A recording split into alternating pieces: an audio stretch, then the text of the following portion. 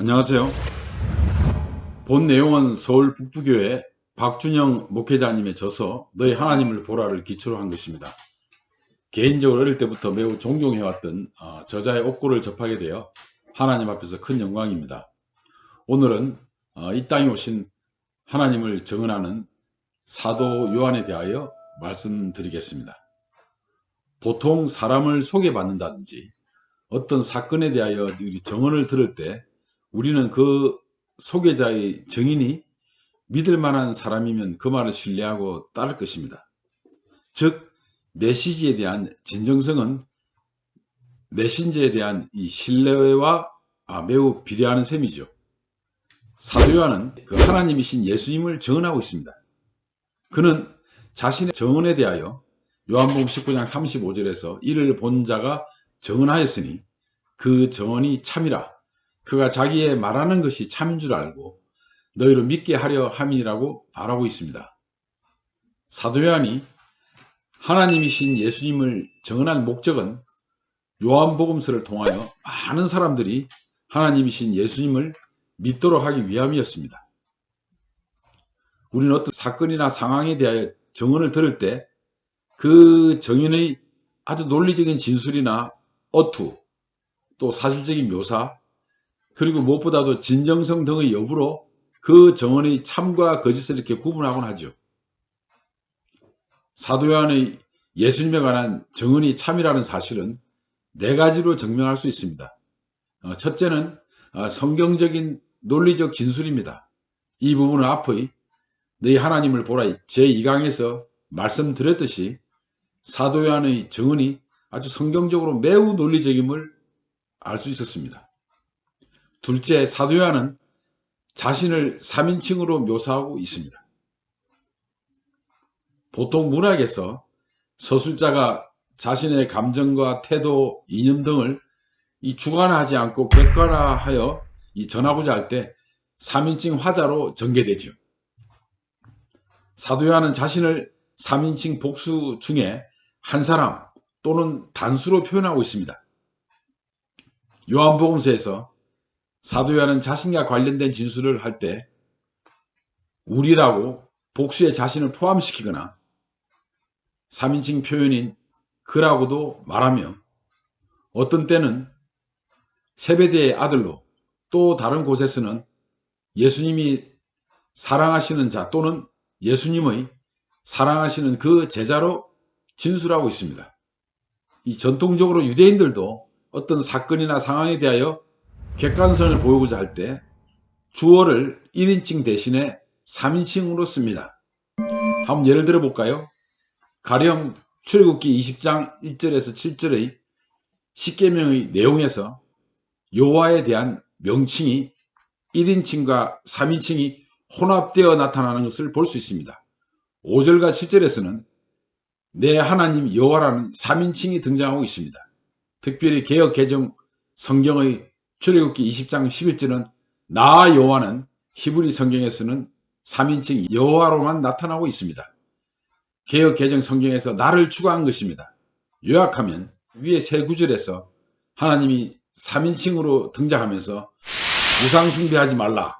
하나님은 질투하시는 분이시다. 하나님을 망령되이 부르지 말라. 안식일은 거룩한 날이다.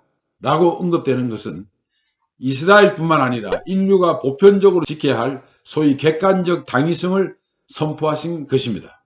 그리고 개역 개정 성경의 예레미야 4장 2절에서는 열방이 나로 인하여 스스로 복을 빌며 나로 인하여 자랑하리라로 나타나지만 히브리 성경에서는 1인칭 나 대신에 3인칭 그로 나타납니다. 이렇게 3인칭으로 묘사한 것은 하나님께서는 이스라엘의 하나님뿐만 아니라 온 세계의 하나님이심을 객관적으로 표현하기 위한 것이었습니다. 이처럼 사도 요한이 자신에 대하여 3인칭으로 묘사한 것은 그 말하고자 하는 내용의 객관성을 보여주는 아주 중요한 단서입니다. 셋째, 사실적인 묘사입니다. 또한 사도 요한은 예수님을 옆에서 직접 보지 않고서는 할 수 없는 증언을 여러 곳에서 하는 것을 우리가 발견할 수 있습니다. 가령 세례 요한으로부터 세례를 받는 장면이라든지 요한복음 1장 39절에서 예수님께서 두 제자와 함께한 시간이 10시라고 정확히 표현한 것이라든지, 가나안 혼인잔치 때 물로 포도주를 만들었으나 주인장이 그 포도주가 어디서 났는지를 알지 못했다는 것이라든지, 성전 정화 사건이라든지, 니고데모의 우문에 예수님의 현답 등은 거짓으로 꾸며서 묘사할 수 있는 내용이 절대 아닙니다. 특별히 예수님의 십자가 사건을 언급하면서 요한복음 19장 34절의 그중 한 군인이 창으로 옆구리를 찌르니 곧 피와 물이 나오더라는 이런 묘사는 너무 생생한 정언이죠. 앞절의 33절에서 이미 예수님께서 죽으셨음에도 한 군인이 예수님의 옆구리를 창으로 잔인하게 찌른 것을 말하고 있는 것입니다.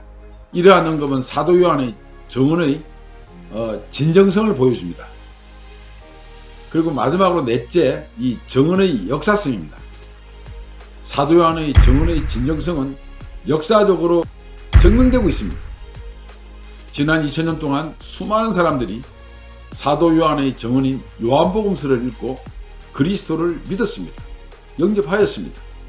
많은 사람들이 기독교 이 신앙을 고수하다가 박해를 받고 또 목숨을 잃기도 했습니다. 서구의 많은 나라들은 기독교를 국교로 삼았고 그 정신을 국가의 기본 정신으로 삼고 있습니다. 이것은 사도 요한뿐만 아니라 제자들의 모든 정언이 진정성이 있기에 역사적인 증거로 남은 것입니다. 하나님이신 예수님이 이 땅에 오셨기에 그렇게 많은 사람들이 목숨을 내놓기까지 주님을 따랐고, 많은 사람들이 사도 요한의 정언이 담긴 이 요한복음서를 읽고 주님을 영접하였으며 그 영접에 감화되어 전도도 시작했습니다. 사도 요한의 정언의 진정성은 성령님에 의하여 역사적으로 증명되었습니다. 정언자와 청취자 모두에게 동일한 성령님의 역사가 있었던 것입니다. 결론적으로 성령님과 함께한 사도 요한의 정언은 지난 2000년 동안 인류에게 세상을 보지 말고 이 땅에 오신 하나님을 보라고 계속해서 메아리치고 있는 것입니다. 여러분들도 사도 요한의 외침을 들으셔서 이 땅에 오신 하나님을 보시기를 바랍니다. 지금까지 너희 하나님을 보라 3강을 말씀드렸습니다. 감사합니다.